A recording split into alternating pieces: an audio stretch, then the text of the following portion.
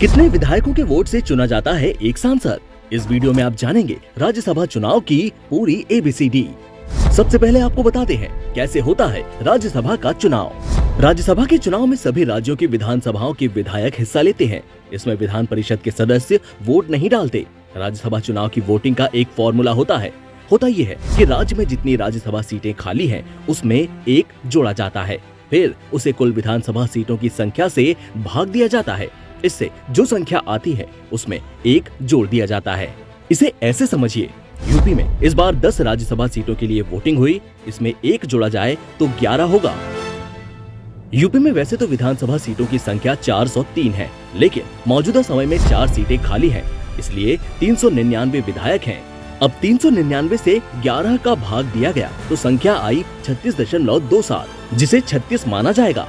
अब इसमें एक जोड़ा जाए तो संख्या आई 37, यानी राज्यसभा की एक सीट जीतने के लिए 37 विधायकों के वोट की जरूरत होगी। राज्यसभा चुनाव के लिए सभी विधायक सभी उम्मीदवारों के लिए वोट नहीं करते हैं। एक विधायक एक ही बार वोट कर सकता है। उन्हें बताना पड़ता है कि पहली पसंद कौन है और दूसरी पसंद कौन है।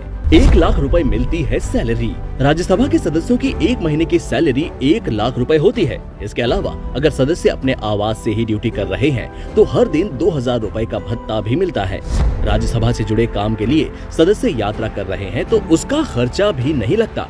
सदस्य हवाई या रेलवे के अलावा किसी भी माध्यम से यात्रा करते हैं तो उसका खर्च सरकार देती है। हर सदस्य को एक फ्री पास भी मिलता है, जिसके जरिए वो किसी भी ट्रेन में किसी भी वक्त मुफ्त में यात्रा कर सकता है। इस पास पर सदस्य के अलावा कोई यात्रा नहीं कर सकता। इसके अलावा एक और पास मिलता है, जिसकी मदद से सदस्य अपनी पत्नी या किसी साथी के साथ फ्री में फर्स्ट AC में सफर कर सकती हैं। राज्यसभा सदस्य को निर्वाचन क्षेत्र का भत्ता भी मिलता है। इसके अलावा राज्यसभा सांसद को आवास, बिजली, पानी, टेलीफोन और मेडिकल सुविधा भी मिलती है। रिटायर होने के बाद राज्यसभा सांसद को हर महीने 25,000 रुपए पेंशन मिलती है। अगर कोई 5 साल से ज्यादा समय से सदस्य है तो हर साल के हिसाब से 2,000 रुपए पेंशन में और जुड़ जाते हैं। यानी अगर कोई 10 साल सदस्य है तो उसे हर महीने 35,000 रुपए की पेंशन मिलेगी। ये पेंशन 5 साल में बढ़ती है।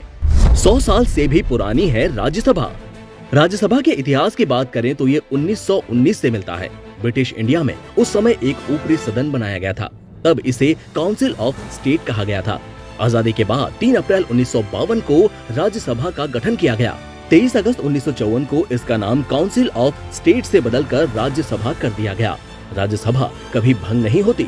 राज्यसभा के सदस्यों का कार्यकाल 6 साल का होता है। इसके 1/3 सदस्यों को हर 2 साल में रिटायर होना पड़ता है, इसलिए हर 2 साल में चुनाव होते हैं।